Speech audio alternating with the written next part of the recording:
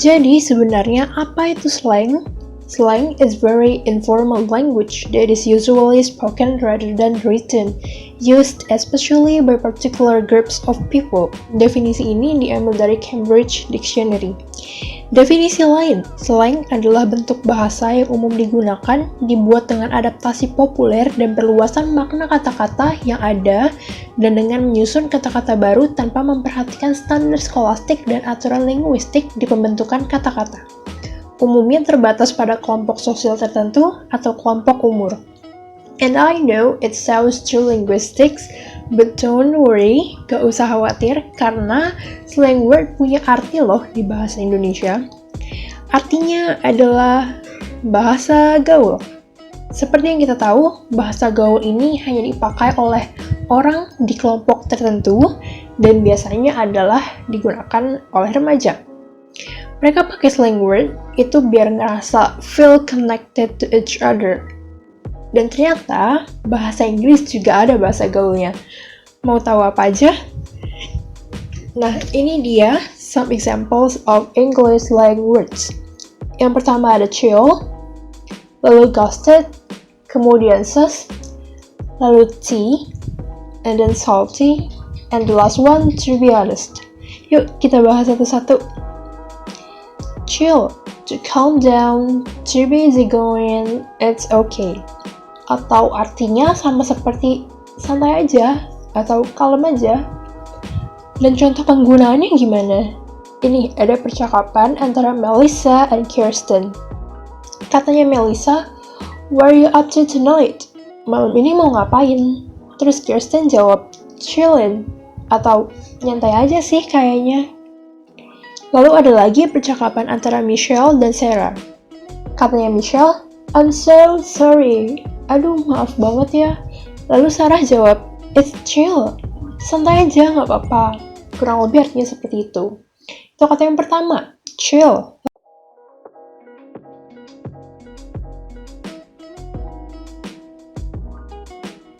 Lalu yang kedua ada ghosted.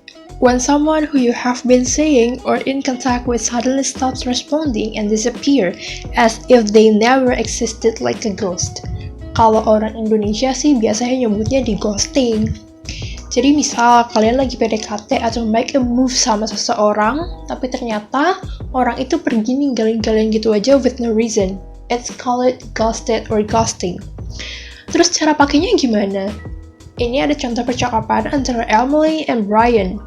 Katanya Emily, "So, how is it going with Ruby?" Gimana PDKT-nya sama Ruby? Terus Brian jawab, "Not so great."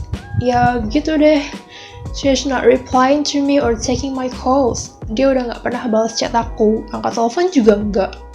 Terus Emily bilang, "Sounds like you got ghosted." Duh, kayaknya kamu ditinggalin deh sama Ruby. Kasian juga ya, tiba-tiba Brian ditinggalin gitu aja sama Ruby. I feel sorry for him. Lalu selanjutnya ada sus. Yang pernah main Among Us pasti udah familiar banget sama istilah ini. Sus atau mencurigakan atau suspicious. A short term used by Among Us kids to describe something or someone suspicious. When someone does something that shows that they are possible imposter.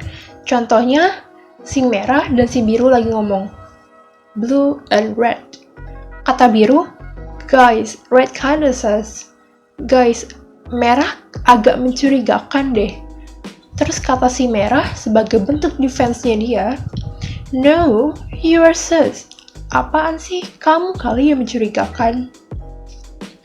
Lalu selanjutnya we have tea. Tea di sini artinya bukan teh.